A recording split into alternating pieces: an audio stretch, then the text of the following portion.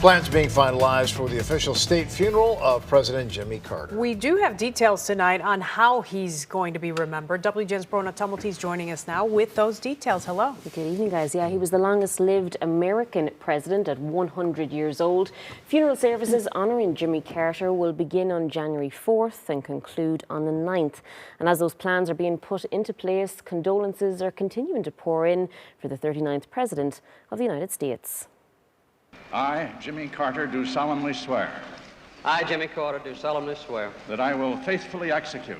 That I will faithfully execute. The office of President of the United States. The office of President of the United States. From peanut farmer to US President, Jimmy Carter is now being remembered around the world. He was the 39th Commander-in-Chief, serving only one turbulent term before his defeat to Ronald Reagan amidst soaring inflation and the Iran hostage crisis. I have been blessed by graduating from the White House at an early age, enough so that I could use the prestige and the fame and knowledge and experience from being president of the greatest nation in the world. In the years after the White House, the Carters founded the Carter Center in their home state of Georgia, the pair known globally as fierce advocates for democracy and human rights.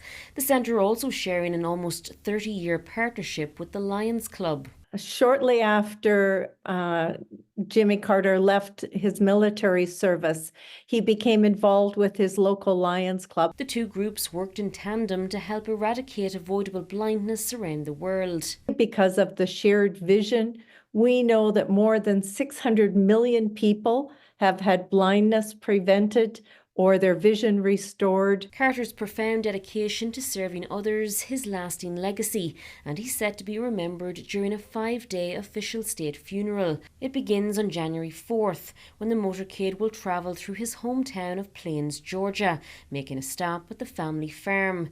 During that pause, the National Park Service will render a salute to the late president, ringing the historic farm bell 39 times.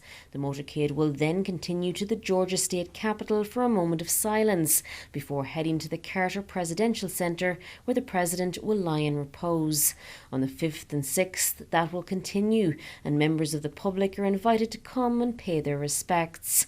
On the 7th, the late president and his family will travel to Dobbins Air Reserve Base in Georgia, where they'll board a plane bound for Washington, D.C. There'll be a funeral procession to the US Capitol in the afternoon, after which the coffin will be carried into the rotunda for a service with members of Congress. Carter will lie in state while the military maintains a guard of honour, which continues through the following day. On the 9th, the motorcade travels to Washington National Cathedral, where funeral service will begin at 10 a.m. Then begins the final journey back home to Georgia, where a private service will be held in Plains, followed by burial in the family plot. Carter will be laid to rest next to Rosalind, his beloved wife of 77 years. Now, prior to interment, the US Navy will conduct a flyover in honour of President Carter's naval service and his time as president. And as the casket makes that final journey from the church in Plains to the family residence, members of the public are invited to line the motorcade route as the Carter family passes by. Curtis? All right, Brona, thank you.